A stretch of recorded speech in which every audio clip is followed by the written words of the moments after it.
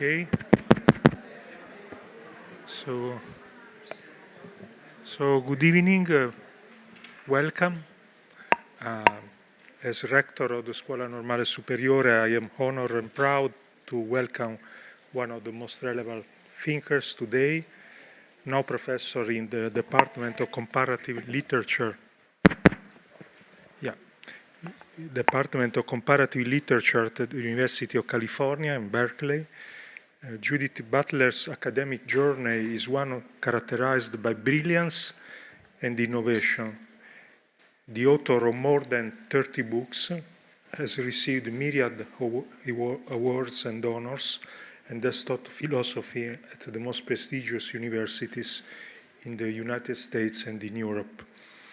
Professor Butler's work, starting with the 1990 book Gender Trouble, has pushed the boundaries of contemporary thought, leading to us to reconsider deeply ingrained ideas about identity, gender, society, politics, and ethics. Of course, more will be said by Simona Forti in her introduction, but let me just say that our entire community is now more grateful than ever for the opportunity to hear her words, and I am also personally looking forward to her talk. Thank you very much.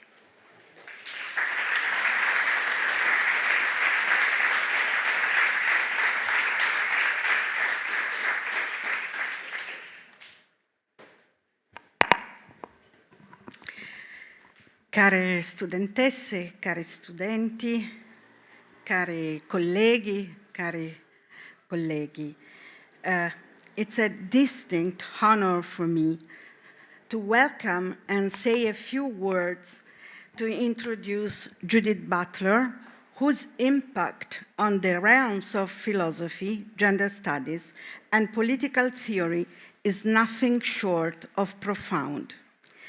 If we are in this room today, it's because we have read her major works. If we are here today, it's because we know how, from Gender Trouble to the last book published, What Word Is This?, her work reshaped not only the discourse around gender and sexuality, but also the ways we think about justice and equality. It has inspired countless scholars and activists to question the social norms that have constrained us for far too long. Her theories have enriched and expanded the discourse on critical theory, post-structuralism, feminist studies, fostering a more inclusive and comprehensive understanding of the human experience. For more than 30 years, Judith Butler has transcended the academic sphere, imposing herself on the attention of the general public and the media with theories that build new bridges to knowledge about today's society and with ethical and political reflections that open up new concepts and paradigms. Let's just remember the way in which she grapples with the profound and universal experience of mourning, offering a philosophical lens through which to understand the human capacity to grieve and reflect on loss. In the face of global challenges, including the ongoing wars and social injustices, Butler's insights provide us with a compass, guiding us through the complexities of grief and collective mourning. You already know all these things, and it's useless to remind you the titles of all her books, essays, speeches. Before leaving the floor to Judith, however, I would like to say something that touches on her character, her ethos, as a human being, not just as an intellectual. What has always struck me are her courage and generosity. She never backed down from any battle she believed in. She spent time, energy to help movement and people who were trying to open up spaces of freedom. Her public voice was heard to bring marginalized subjects out of the dark, to make them visible. And to conclude, I would like to use the words of an author very dear to Judith. In the introduction of her book, Men in Dark Times, Hannah Arendt wrote that even in the darkest of times, we have the right to expect some illumination. Such illumination may come from the uncertain, flickering, and often weak light that some men and women in their lives and their works will kindle under almost all circumstances and shed over the time span that was given them on earth. So for me, Judith is this kind of illumination. Thank you.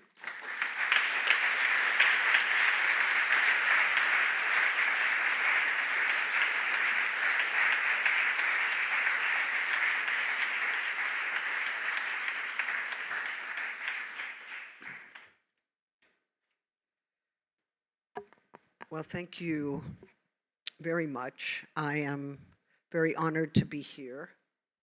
And this is my first time here. I was briefly a tourist many years ago, which is an obligatory American thing to do. My title today is Who's Afraid of Gender? And I mentioned this to a friend, and he said, well, everyone.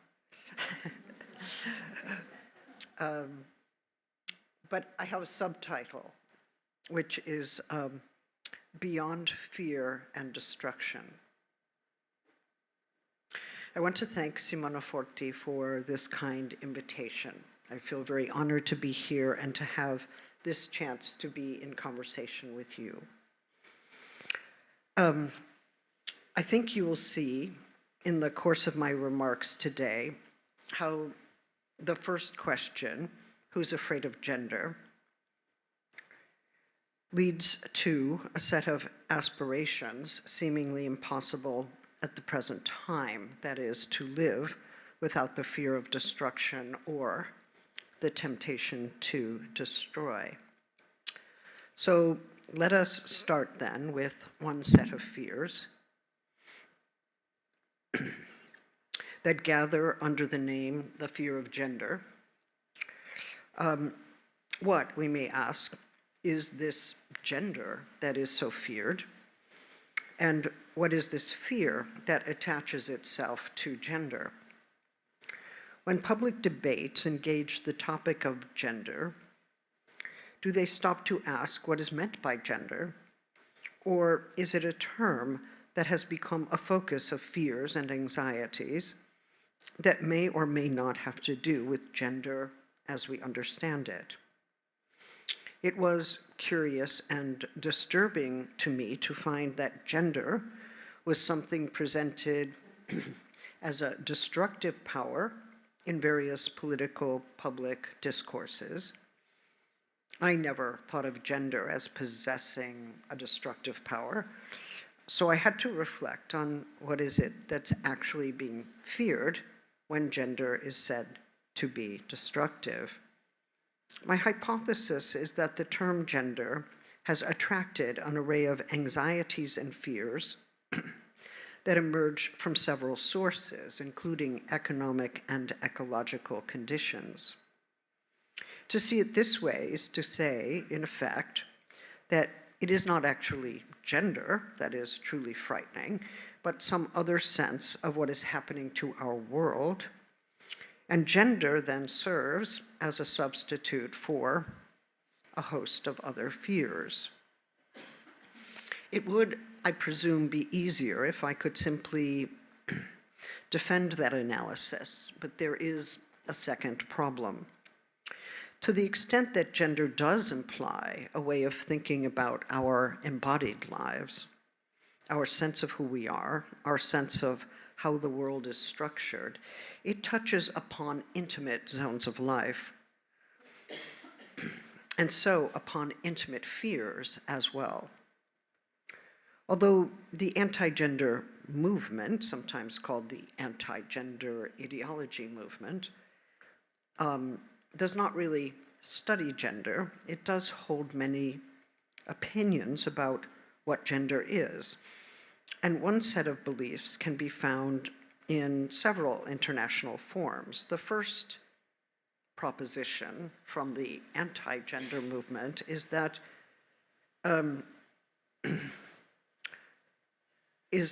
gender harms children, that it is an ideology that indoctrinates children, that is imposed in the classroom, or worse, it is a way of seducing students into an ideological conviction when they do not know better.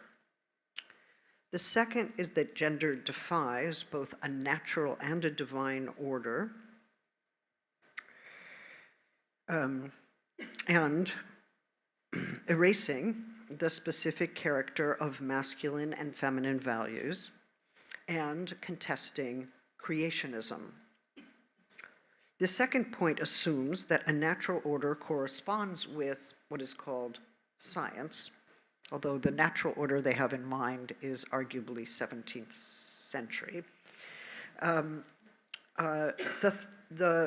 The third is that gender is very often figured as dangerous to the nation, and we hear this, I think, from Viktor Orban, but also from Vladimir Putin, that gender represents either a threat to a national spiritual or cultural identity, or to national security, which was Putin's claim in 2015, and continues to be. It is therefore necessary for those who study gender or who find gender to be, minimally, a useful category in educational contexts, in policy, in history and law, to expose and defeat these viewpoints as wrong. And yes, I do hope to make enough arguments, perhaps not here, but in my work or in my life, to show that those viewpoints are wrong. But there's a larger question or problem, one that we overlook if we move too quickly simply to defeat our opponents by offering better arguments. Of course, yes, better arguments are important. I'm committed to argumentation. But how do we account for that fear that courses through the debate on gender, such that its opponents very often find it hard to consider arguments at all? I remember a woman in Switzerland coming up to me and saying, "I pray for you." And I said, "Thank you." But I wasn't sure why. She said, "Well, you don't believe that God created man and woman."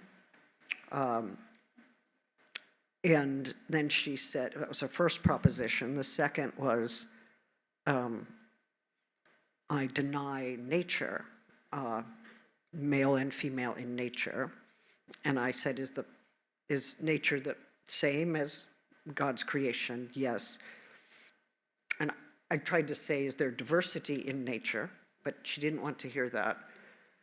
And then I asked whether she had ever read my work, and she was appalled at the thought. She said, "I would never read your work. I would never read your work.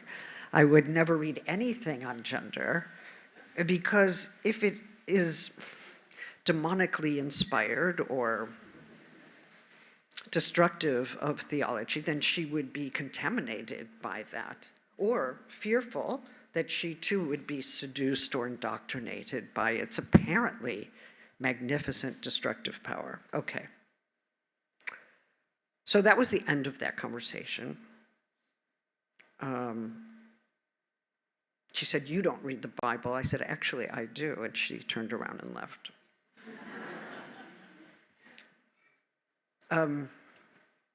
Okay. But it's a very serious issue because when people oppose gender, or they figure it as a frightening phantasm, they're not basing their opinion, their viewpoint, on standards of evidence that we expect of our students, or of academic work more generally, or indeed professional journalism. If those writings on gender, gender studies, gender theory, are considered the work of the devil, as some have argued, then to read those works is to traffic with the devil. And if those writings have the power to indoctrinate, then one is actually obligated not to read those writings and not to learn how to read them in order not to be affected or infected by a dangerous ideology. So, as you can see, sometimes at least, the attacks on gender are often committed to anti-intellectualism and an opposition to academic life and to the ideals of the university. The university is, I hope I can say, a place for open inquiry. That is, as I understand it, part of its definition and its promise. Open inquiry is not the same as accepting all viewpoints as equally good. No, we're asked to base our arguments on evidence or logic. We're even asked to know the different kinds of evidence that are to be found throughout the disciplines. A literary critic will, in general, look to the text at hand and its context to arrive at a good interpretation. A biologist will have to find the method and framework that is best suited to the investigation at hand. And in the academy more generally, we're not only asked to find evidence for our claims, but to make judgments about what constitutes evidence. If we work in archives that are incomplete, we have to know how to interpret the gaps, the omissions that we find. And if we find complex relationships among the facts that we are studying, we have to devise concepts and frameworks that can best explain what we are finding. At the same time, the framework we use does affect how we see things. So, taking up a new model can actually illuminate an object or a field more powerfully than previous models could. Open inquiry means remaining open to new kinds of frameworks, including new modes of interpretation and theories that illuminate our world differently, and that let us consider forms of complexity that earlier models could not grasp. We can, of course, always agree to go back to older models and to refuse the complexity that we now see, but it does not make good sense to do so since we have already seen that complexity. And it's difficult to unknow what one already knows. I'm suggesting that gender studies asks us to rethink the way we know our world. I'm proposing that it is a mode of inquiry that asks us to consider how the relations of power and possibility by which the world is structured involve something called gender, understood as an embodied, structured set of relationships. And if we need to take into account the relation of power that takes place between men and women in the public sphere, in the household, in the workplace, then we need a name for that power relation we are studying. So although many people think gender is gender identity, like what gender are you? How do you identify? Gender is, I think, more fundamentally an inquiry into a set of power relations that are embodied differently in different contexts.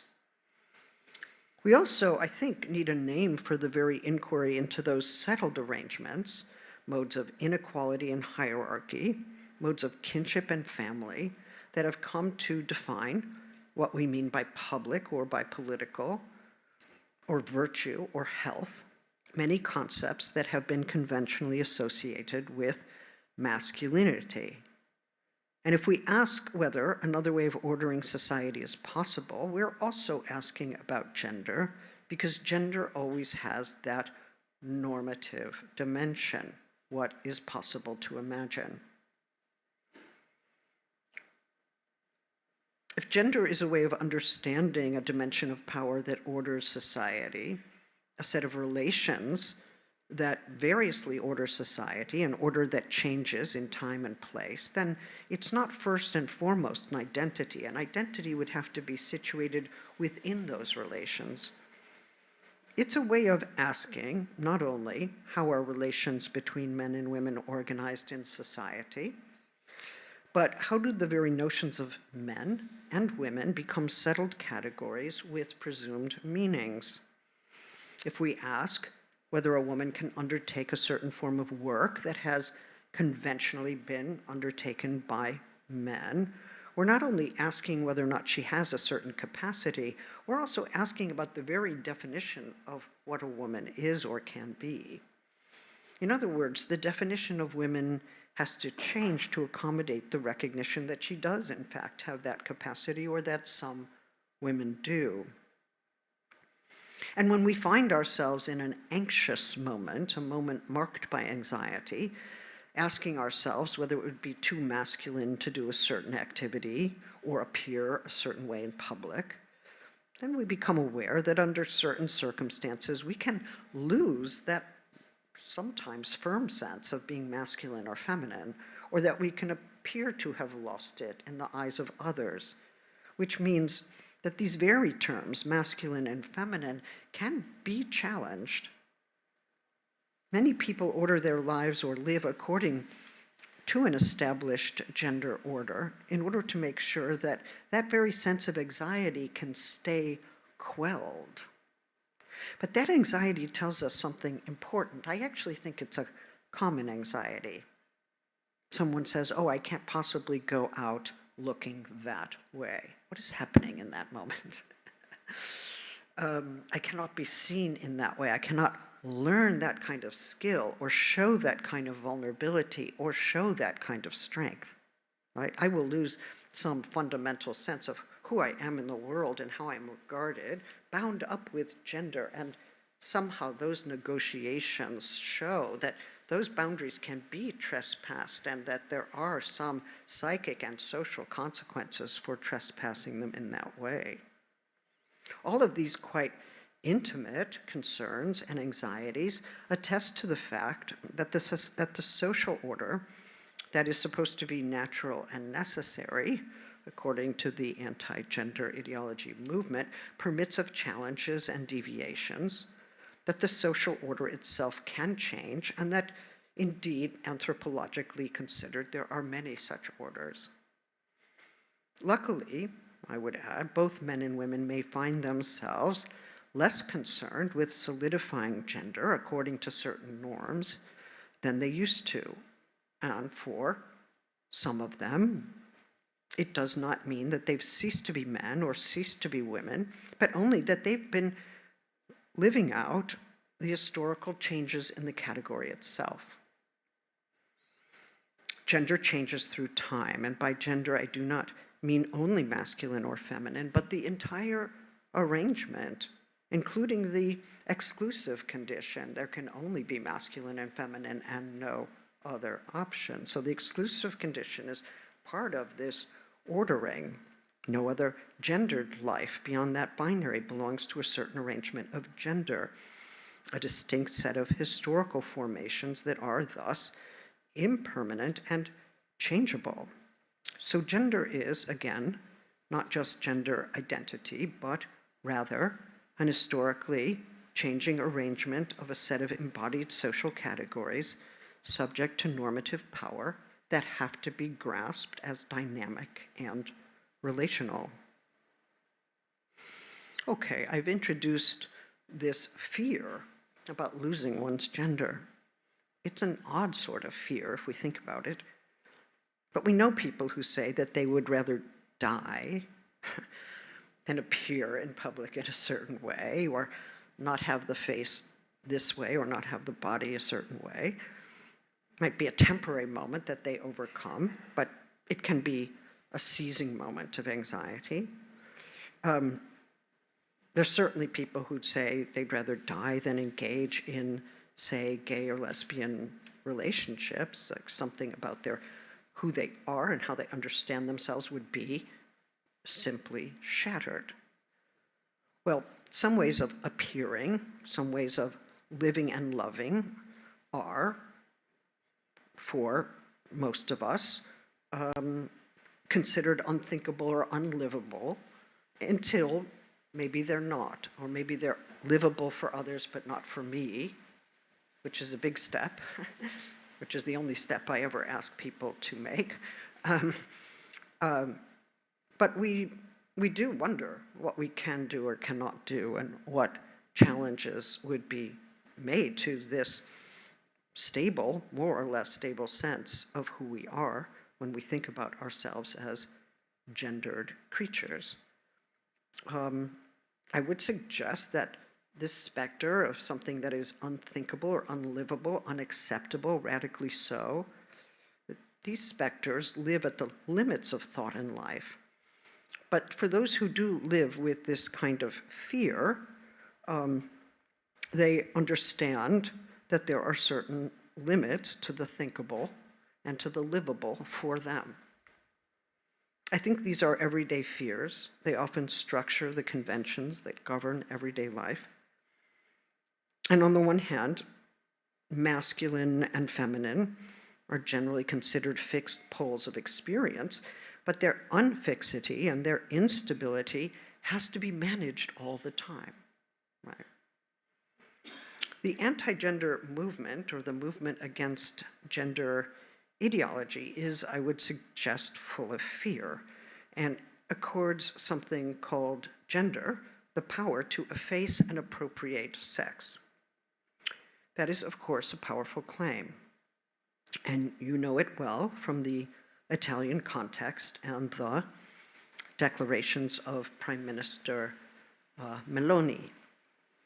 For if you are told that something called gender will take your sex away, it will strip you of the sex that you are, what she calls sexed identity, then you might think gender is in fact a monstrous and threatening force.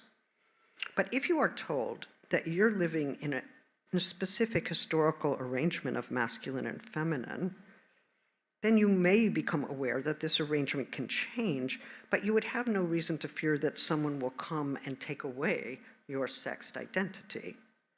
Of course, if you believe your sexed identity is not only your own, but is universal and belongs to everyone with your sex assignment, it belongs to everyone in the same way, then you might be unsettled by learning that the norms and conventions governing masculinity and femininity can change, and that they can change in the direction of creating greater equality and less violence.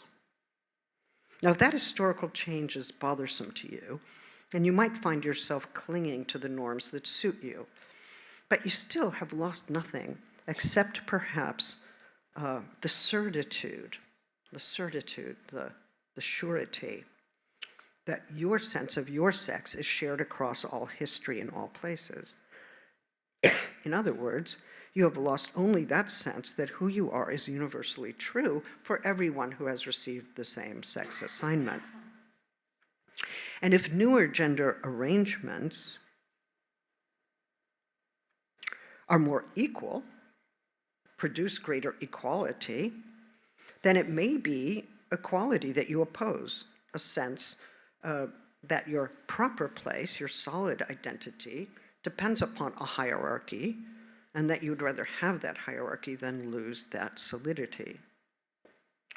Now, if these newer arrangements permit not only for greater equality between men and women, but also greater freedom and the eradication of gender violence, then you may want to oppose them, but if you do, you're opposing much more than gender. You're opposing history and its emancipatory potentials in order to defend an order that has too long reproduced power and violence in predictable ways.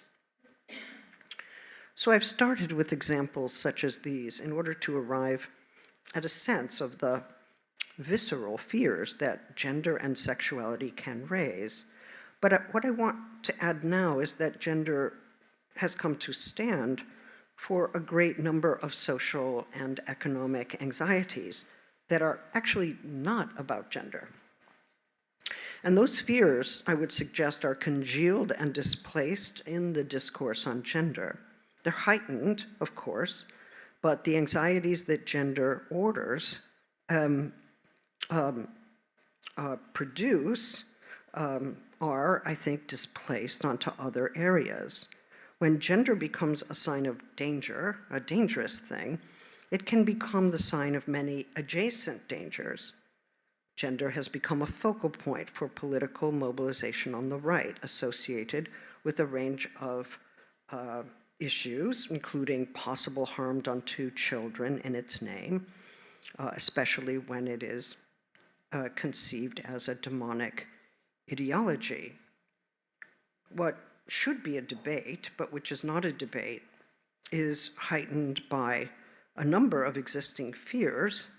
I said the fear that something called gender has the power to steal sex identity, or that it is fakery, identifying the theory of social construction with falsehood and fiction, that it is a form of colonization, that it will, if left unchecked, invade the public like unwanted migrants, or that it represents the rise of totalitarian powers, a view popular in the German anti-gender movement, or that it marks the extreme of hyper-capitalism, a view that the Vatican has made.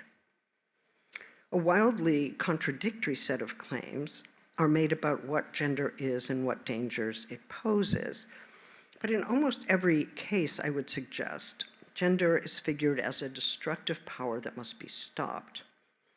How did it become so easily and effectively deployed to give focus and form to fears of destruction and to mobilize attacks on vulnerable communities, intensifying their exposure to violence and their sense of dispensability?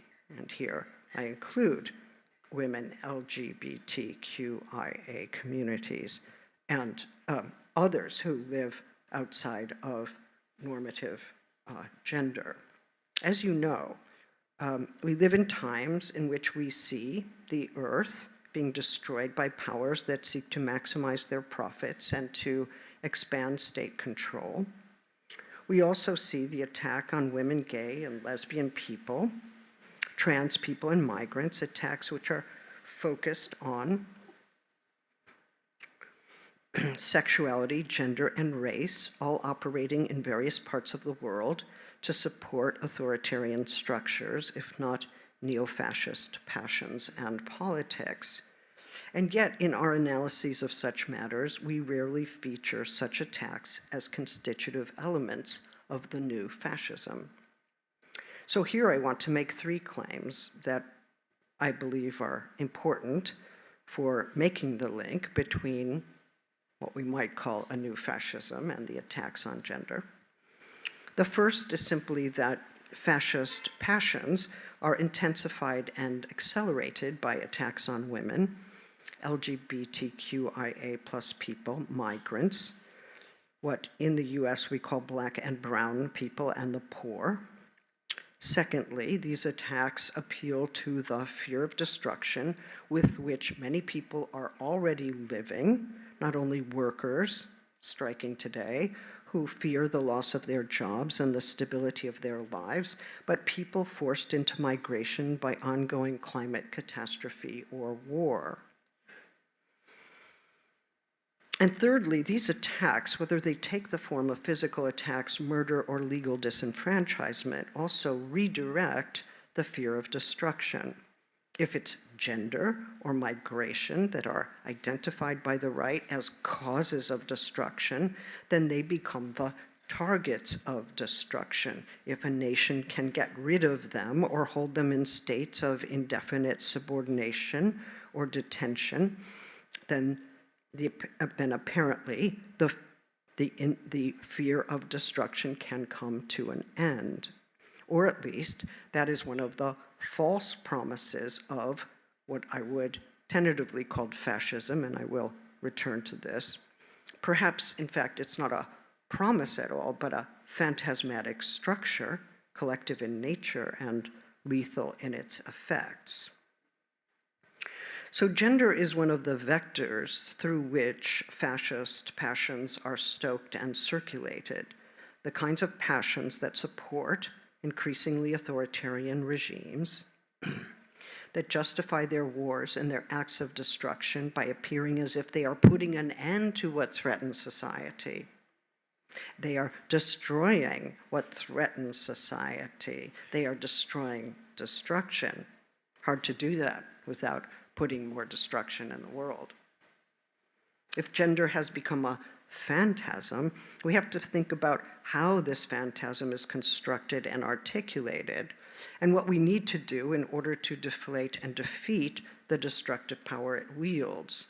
For this, we need to create firmer bonds of solidarity as we create a vision that is finally more powerful and desirable than the one we oppose, an imaginary in which the right to live, to breathe, to live together, to live as a body in the world without fear of violence remains a fundamental and collective freedom, a persistent, if not inexhaustible, demand.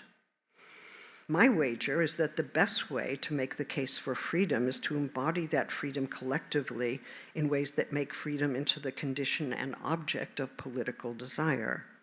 That means rejecting ideas of personal liberty based on property and self-interest in favor of new collectivities in which my freedom is not really possible without the freedom of others. This is a difficult process, considering all the disagreements in progressive circles and within feminism, but it remains a necessary one if we are to come to desire freedom and embodied life, not just for our individual selves, but for the expanding circle of living beings to whom we are still connected. Without those connections, none of us can live or live well. None of us, I think, can even exist. I say this, of course, during a time in which the notion of interdependency, not only among humans, but among all living creatures, provides a critical perspective against a climate catastrophe produced by anthropocentric arrogance. Cohabitation within a social world is necessarily linked with the regenerative potentials of the earth, and there is now clearly no way to distinguish between the future of human life and living processes themselves. Okay, I've given you a little bit of where I'm heading, but let's go back to the history of the anti-gender ideology movement. You may know, because you live in Italy, that this movement had its origins in Catholic doctrines formulated in the 1990s, the Beijing Conference in 1995, and then quickly spread through Latin American Catholic and evangelical churches in the subsequent years, very often supplanting liberation theology in Latin American churches with evangelical or right Catholic doctrine. Right, I mean politically right, because there has always been a left Catholicism, and I'm very clear about that. In its current form, it can be found throughout Eastern Europe, epitomized by Putin and Orban. You have Meloni here, but also in South Korea and Taiwan, in Pentecostal churches in North Africa, and in the US Republican Party and its evangelical base. It also has a variation in the Balkans, in Greece, and throughout East Asia. The anti-gender ideology movement, no matter where it takes place, tends to treat gender as a monolith, frightening in its power and reach. In Russia, as I've mentioned, it's been called a threat to national security, but the Vatican has said that it is a threat to both civilization and to man. In conservative, evangelical, and Catholic communities, it's sometimes taken as a code for a political agenda that seeks not only to destroy the traditional family, but to prohibit any reference to mother and father in favor of a genderless future. Oddly, both Meloni and Putin have said the same thing, that if gender or the gay and lesbian agenda is sometimes made similar, is allowed to succeed, no one will be able to call their parents mother and father anymore. I've been around a really long time doing this work. I've never met anyone who said that we're going to prohibit reference to mother or to father. Okay, so someone's having a fantasy, but it's not anywhere to be found in the literature that I know. Okay, I mean, it could be that you have more than one mother or more than one father, but blended heterosexual families already have that. So I think this is one of the phantasmagoric moments that worries me.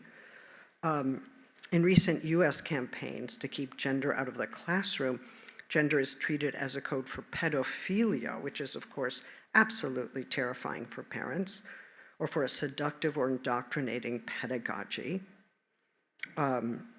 It is said that young people will be taught how to masturbate, or they will be instructed on how to become gay. I don't know any classroom that has ever done that.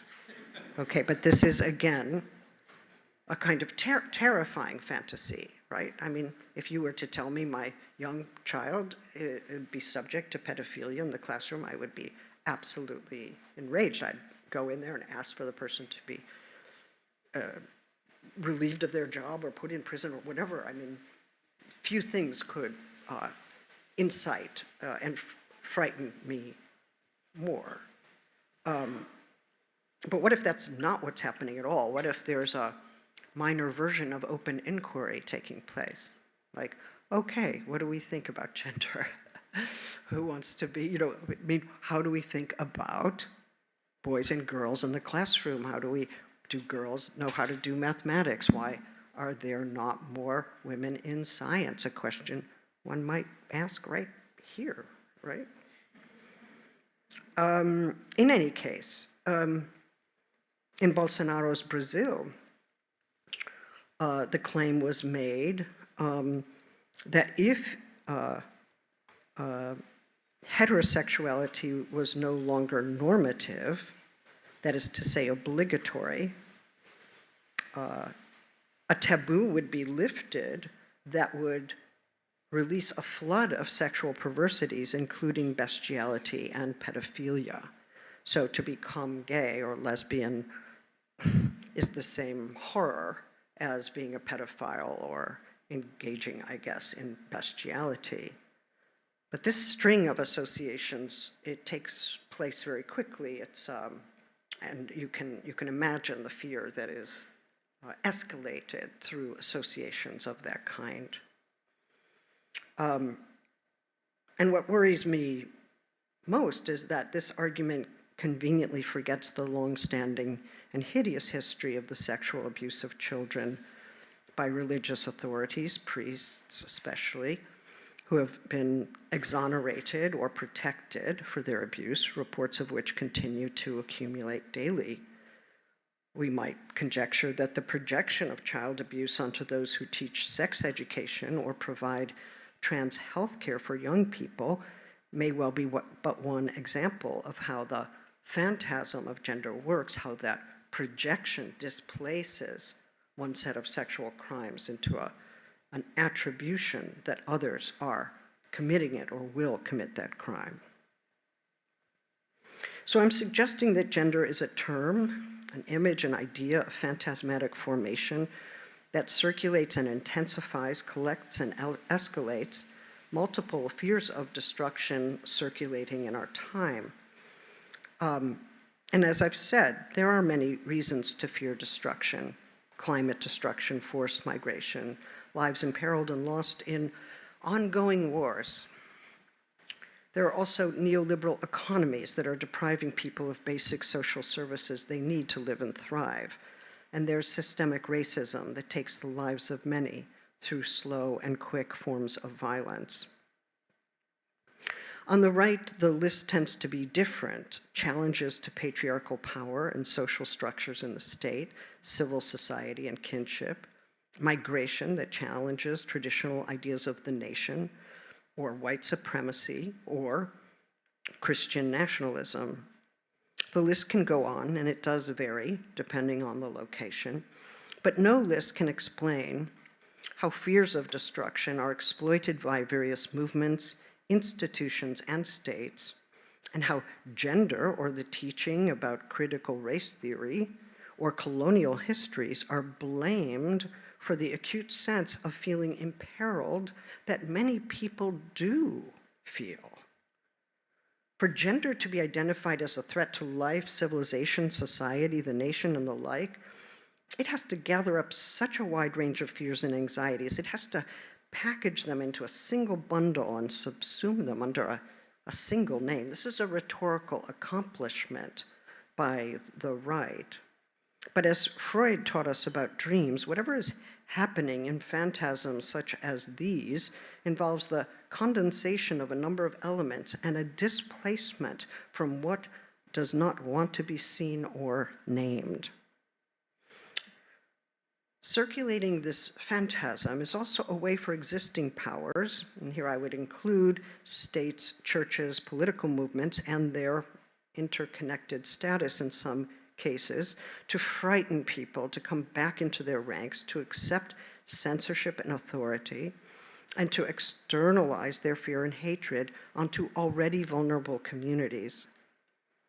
But they also appeal to basic fears and anxieties that are raised by sexual life, social categories that name different forms of embodiment, and the recognition that sexuality and gender can take different forms, and that diversity is to be affirmed as long as no harm is done. The idea that teaching gender harms children does not consider the harm that queer and trans youth suffer, or young women suffer, or young men suffer when they are asked to conform to a norm that is impossible for them, for whatever reason. When they suffer pathologization or violence in every walk of life, when they're stigmatized, or when they do not have access to adequate health care. The violence that happens inside traditional families is not remarked upon or addressed, including domestic violence, but all of the violence, as it were, is transported outside, attributed to something called gender, whose apparent violence is to suggest that family forms do, in fact, change, and that they can, over time, manifest principles of equality and nonviolence. Okay. Perhaps you know a little bit about Pope Francis's inciting remarks that he offered in 2015. He warned of the existence of Herods in every historical period, and he claimed that gender theory consists of contemporary Herodians who, and I quote, plot designs of death that disfigure the face of man and woman, destroying creation. And in an effort to describe just how potentially annihilating the force of gender theory is, he remarked, let's think of the nuclear arms, of the possibility to annihilate in a few instants a very high number of human beings. Let's also think of genetic manipulation, of the manipulation of life, or of the gender theory that does not recognize the order of creation. Okay. Now he's gone on to distinguish between a kind of feminism based on sexual difference that he does accept, and a gender feminism that he thinks is in fact destructive. So his position has changed. And yet, he's a person of enormous influence. Many people in this world admire. But when he says that teaching gender in schools is ideological colonization, and adds that the same was done by the dictators of the last century, think of Hitler Youth, his words, I think he's gone too far.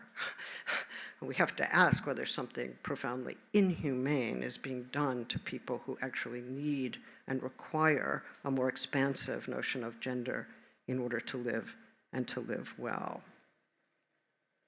I would say that Meloni also makes an interesting argument because she has said that advocates of gender will strip you of your sexed identity. And of course, that stokes fear and outrage among those whose sexed identity is fundamental to a sense of who they are.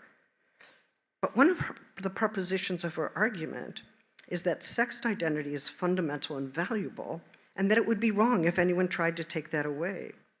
So let's agree with her. I don't have a problem with it. You get to keep your sexed identity. Nobody gets to tell you what sexed identity you're supposed to have. I'm in favor. I accept that. We might differ over what kind of fundament this is or what kind of value it bears, but I'm with her completely. It follows from that presupposition that legislation that seeks to prevent or pathologize or criminalize trans-sexed identity does precisely that. It nullifies a sexed identity. It's not the sexed identity assigned at birth. It is a sexed identity acquired in time. It is still a sexed identity. Both are sexed identities. The fact that some change sex identity in time does not mean that you or anyone else has to change yours. No, you can keep the one. If you're happy with it, great. Live it, enjoy it, beautiful, right? But if we accept minimally that there are sexed identities assigned at birth and then there are sexed identities that are reassigned in time, both of them sexed identity, it would be wrong to nullify somebody's sex identity against their will. We agree? Oddly, though, the fear that sexed identity will be taken away is used to deny rights that would guard against that very stripping of identity. And that fear is manufactured for the purposes of stripping trans people of their rights of self-determination. She mobilizes the fear of having one's original sex assignment nullified in order to nullify the acquired sexed assignment of others, thus instilling fear in those who face the prospect of nullification. The fear of being deprived of something so intimate and defining as a sexed identity depends on a general understanding that this is a deprivation. And yet, the consequences of her view are precisely not generalized. If they were, it would follow that it would be simply wrong to deprive anyone of the sexed aspect of their very being, including trans people. And of course, you know, in January of this year, the Italian government ordered state agencies to stop registering children born to gay and lesbian couples. At least in northern Italy, a state prosecutor ordered the cancellation of and reissuance of at least 33 birth certificates for the children of lesbian couples. Well, that would have been me. Indeed, non-gestational mothers have received notice that their status as mothers would be removed. I don't understand this. These are appalling acts done in the name of restoring the natural or normal family, a family with a man and a woman, presumably joined by marriage, but Meloni's not really living that out right now. And her scene is a little more queer than traditional, if you ask me. I think we can invite her to the queer kinship world. Consequences for parents are enormous, and for children who've been loved and secured and supported by those parents and those parents alone. Indeed, I had to secure my legal status in California as the parent of my son. And without that status, I could not make decisions for him at the hospital, with the doctor, at the border, or at the school. These are legitimate concerns of the parents in Milan who took to the streets with Ellie Schlein in March of this year to oppose being stripped of their fundamental rights. And the arguments against surrogacy, and we should have those arguments, we should actually be debating that openly and debating it well. I do note that they are instrumentalized against gay men disproportionately. And objecting to foreign surrogates in particular is a way of saying that the natural family is the national family, and that puts Meloni with Orban and Putin. Okay. I'm going to skip towards the end here.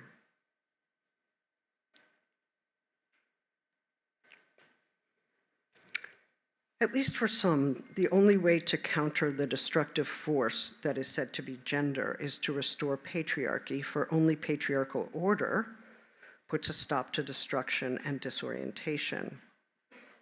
In patriarchy, a father is a father, sexed identity never changes. Women, conceived as born female at birth, resume their natural and moral positions within the household, and white people hold uncontested racial supremacy. This restoration project is fragile, since the patriarchal order it seeks to restore never quite existed in the form they seek to actualize in the present. Indeed, the past they seek to restore is something of a dream, a wish, even a fantasy of a patriarchal ideal that will reinstate order grounded in patriarchal authority. The recruitment of communities into the anti-gender ideology movement is a solicitation to join a collective dream, maybe even to enter into a kind of psychosis that will put an end to the implacable anxiety and fear that afflict so many people experiencing climate destruction or violence and war, expanding police powers, intensifying economic precarity. The dream, however, cannot be realized without appropriating and intensifying the destructive powers that it ostensibly seeks to check. Stoking the fantasy of restoring patriarchal power works then as a mobilization technique only if the people to whom the appeal is made have ready wishes and fears to exploit. The mobilization of anti-gender sentiment by the right depends on the credibility of this dream of the past. Well, you don't have to believe there was such a past, but you have to want to have that dream. No one is providing historical documentation about this patriarchal order that needs to be restored to its rightful place. It's not a past that exists in historical time, even if we can find many instances of patriarchal organization throughout history, as many have done. This is rather a past that belongs to the dream, whose syntax reorders elements of reality in the service of a driving force that does not make itself easily known. The dream works in waking life only as a phantasmatic organization of reality, one that offers a range of examples and accusations to shore up the political cause that it wants to make. The incoherence and impossibility of the case against gender represents a range of contradictory phenomena. It even offers its public a way to collect many of its fears and convictions without ever having to make the bundle coherent. Gender is said to represent capitalism. It's also said to be nothing but Marxism. It's said to be a libertarian construct. It's said to signal the new wave of totalitarianism. We're told that it will corrupt the nation like unwanted migrants, but also that it is an imperialist power. But which one is it, and why is it that the opposition does not need to choose? Indeed, by not choosing, the power of the phantasm is more effective. The contradictory character of the phantasm allows it to contain whatever anxiety or fear that the anti-gender ideology movement wishes to stoke for its own purposes without having to make any of it cohere. Indeed, the liberation from historical documentation and coherent logic is part of the escalating exhilaration that feeds what I'm calling a fascist frenzy and rallies around forms of authoritarianism.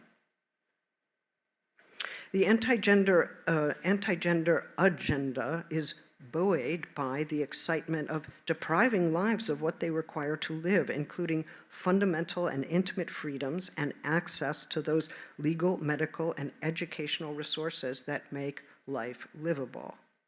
We have to remember that this is a form of excitement. By criminalizing and pathologizing sexual and gender minorities, refusing to recognize the historically shifting character of our embodied and sexual lives, censoring books and policing curricula, the anti-gender ideology movement supports forms of institutional sadism in the name of divine or human morality, warding off the devil, incest, pedophilia, protecting the nation's patriarchal order from state to family and civilization.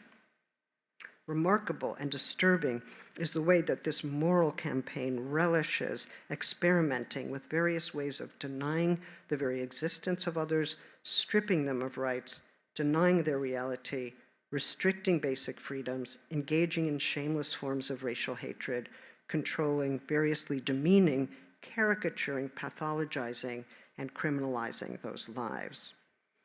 It's hatred that is stoked and rationalized by moral righteousness, and all those damaged and destroyed by hateful movements prove to be what? The truer agents of destruction?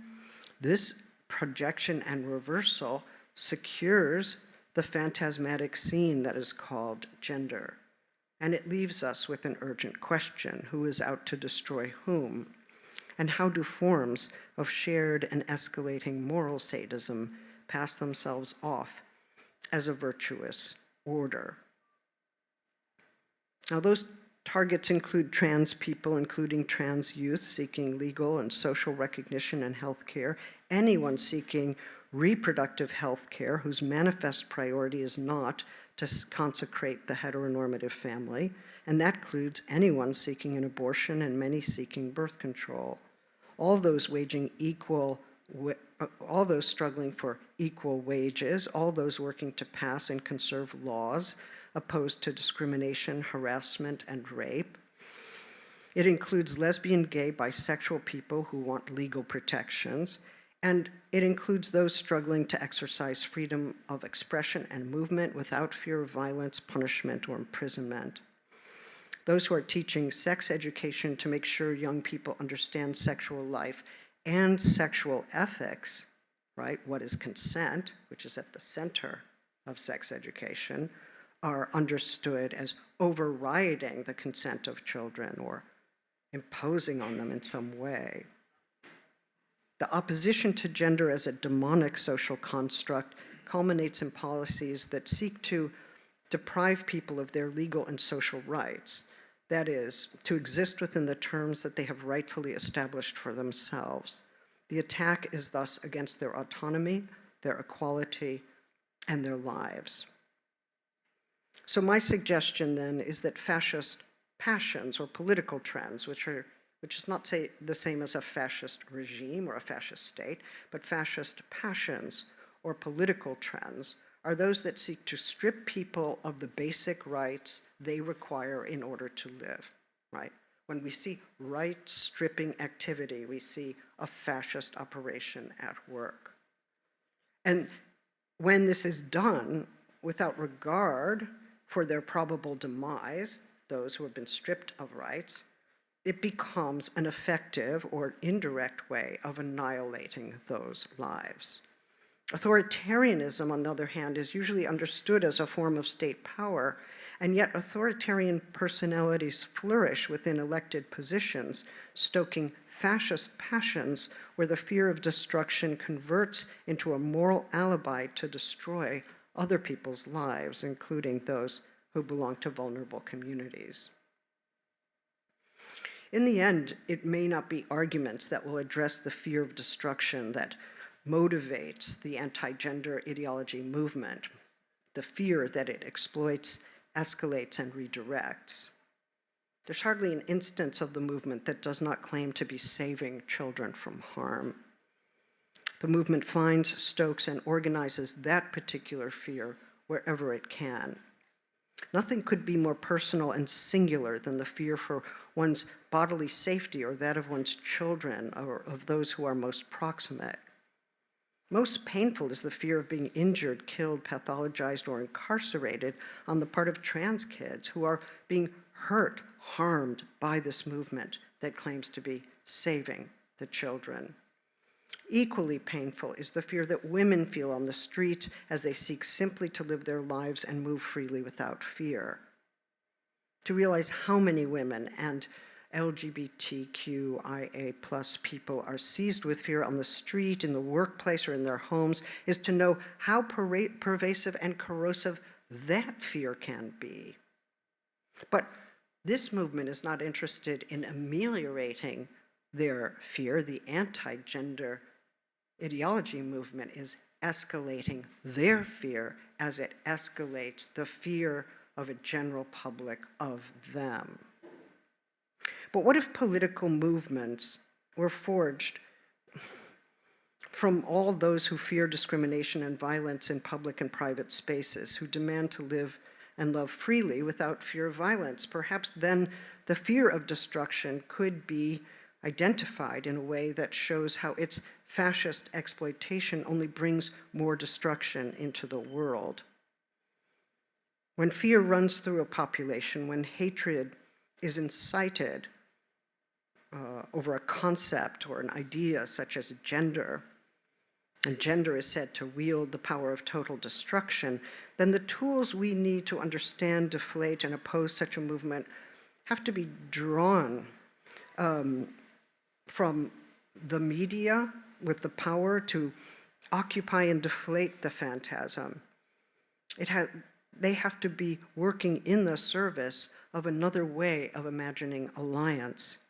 We need this way of imagining alliance or solidarity going forward as much as we need air to breathe. For living on together requires solidarity in the midst of breathable air, a sense of living that includes and exceeds human life.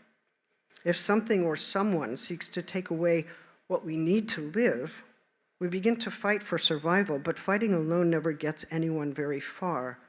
The helplessness one feels recalls perhaps the primary helplessness of the infant and the clear insight that without supportive infrastructure, no one's life is livable. But when the anti-gender movement says that gender will strip you of your sexed identity, they confess the rights stripping that they themselves are doing. They ask the public to feel the fear of being stripped of a sexed identity by law when that is happening, when what is happening actually is that trans people are being stripped of their identity after asking to be able to assign themselves a new sexed status within the law.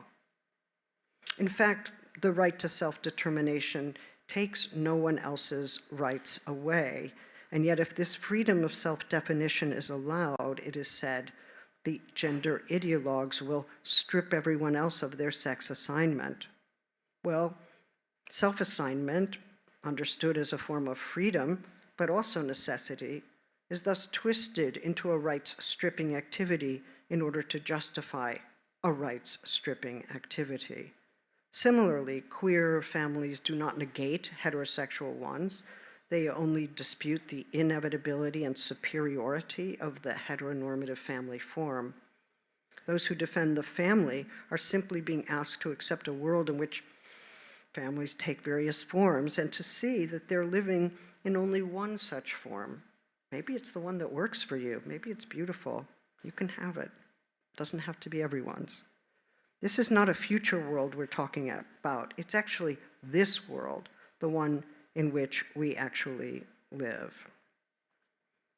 In conclusion then,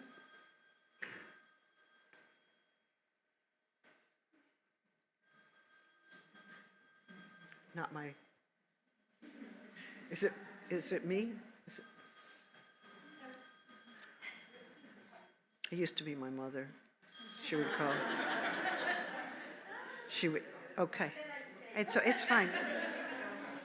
It's the world we live in.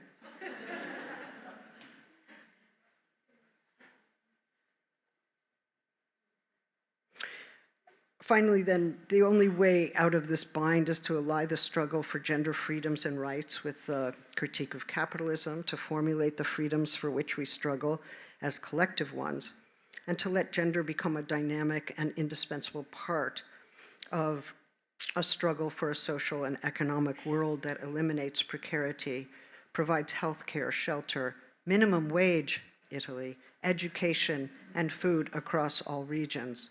Such an agenda would develop an understanding of the formation of the individual within a social world, the individual body as bearing the trace of the social in its relations with others, both actual and implied, a body at once porous and interdependent. It would mean accepting that as human creatures, we persist only to the extent that we are bound up with one another. And when we say that I want to be free, or that I want you to be free, we are speaking about these distinct selves, but also about social freedoms that should be accorded to everyone as long as no real harm is done. And for that caveat to work, we have to expose the fear-mongering that would recast fundamental freedoms as harms and make freedom into a new and vital object of desire in response. To live according to such a maxim means that we must distinguish always between actual harms and those that grip the imagination as imminent possibilities. But we cannot learn to choose how not to cause harm if freedom itself is regarded as a harm, or if we become convinced that struggles for equality, freedom, and justice are hurting this world. Let us show instead that the world, the earth, depends upon our freedoms and that freedom makes no sense outside the framework of the interdependency of the living. What I've been calling contemporary fascist trends, ones that engage in death dealing and rights stripping in the name of defending the family, the state, and other patriarchal institutions, support ever-strengthening forms of authoritarianism. That's why it makes no sense for gender-critical feminists to ally with reactionary powers in targeting trans, non-binary, and genderqueer people. Despite our differences, and I know they can be profound, we have to stay in the struggle, testing our theories about the other by listening and reading, being open to having one's traditional suppositions challenged, and finding ways to build alliances that allow our antagonisms not to replicate the destructive cycles we oppose. We cannot oppose discrimination against ourselves only to support discrimination against others. We cannot oppose systematic forms of hatred against one group by allying with those who would intensify that hatred in multiple directions, or by making hatred into political currency. It's no time for any of the targets of this movement to be petty and divisive. For to defend gender studies and the importance of gender to any concept of justice, freedom, and equality is simply to mobilize against censorship and fascism now. We can argue about key concepts like sex, gender, sexuality. We surely should, but no trans person is taking the sex away from anyone who considers themselves a woman. That is a fantasy of expropriation that allies with the fascist phantasmatic. History advises not to deny the fascist potentials that are increasingly actualized in several regions of the world, even if they have not yet emerged as the kind of fascist states that we have known. If readiness to resist fascism is now imperative, then we have to identify the forms it now takes and intensify the resistance to its momentum. Releasing radical democratic potentials from our own expanding alliances can show we are on the side of life, livable life, love, and a shared sense of a freedom whose exercise harms no one, making those ideals so compelling that no one can look away, for they prepare the way to make desire desirable again, which means that people come to feel that this is the world in which they want to live, in which they want others to live, that this is the world we envision and struggle to embody. What if then we make freedom into the very air we together breathe? For that is the air that belongs to us all, sustaining our lives, unless, of course, the toxins pervade the atmosphere. Thank you very much.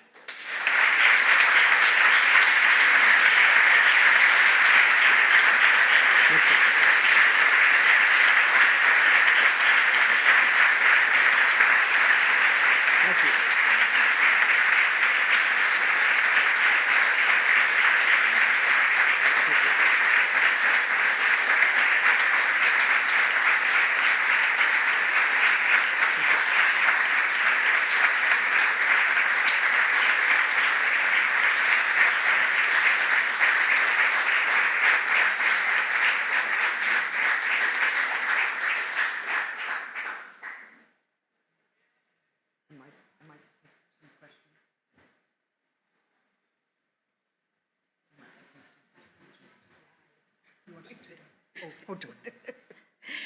No, I think. Do we take questions? No. What do you prefer? No, that's fine. It's up to you. So, Judith's generosity, again, if she is available to answer some questions, if they are, or we can thank her and go to have a drink. If there. Okay. Why don't, if you have some questions, come up to me afterwards, okay? Thank you so much. Thank you.